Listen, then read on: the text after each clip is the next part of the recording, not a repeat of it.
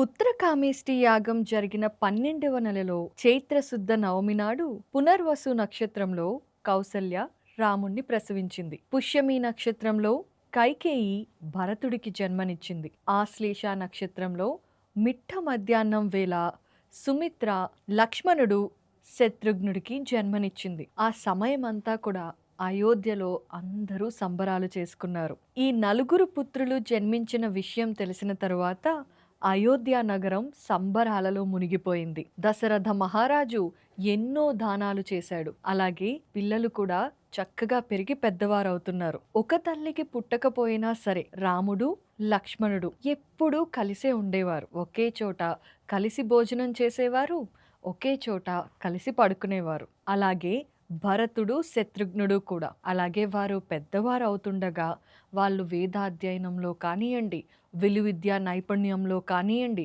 తండ్రికి శుశ్రూషలు చేసే విషయంలో కానియండి, అన్నిటిలోనూ రారాజులుగా ఎంతో గొప్ప పేరు తెచ్చుకుంటున్నారు. ఇలా ఉండగా కొద్ది సంవత్సరాలకి వీరు పెద్దవారయ్యారని, వీళ్ళ నలుగురికి పెళ్లి చేయాలి అని దశరథ మహారాజుకి ఆలోచన వచ్చింది. ఇదే విషయాన్ని మంత్రులతో కూడా చెప్పి సరైన వధువుల కోసం వెతకమని చెప్పాడు.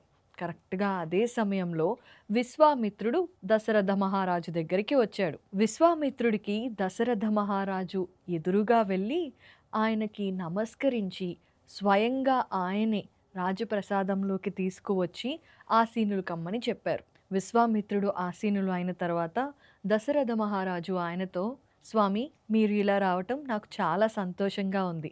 మీకోసం నేను ఏం చేయాలో చెప్పండి, ఖచ్చితంగా చేస్తాను అని అడిగాడు.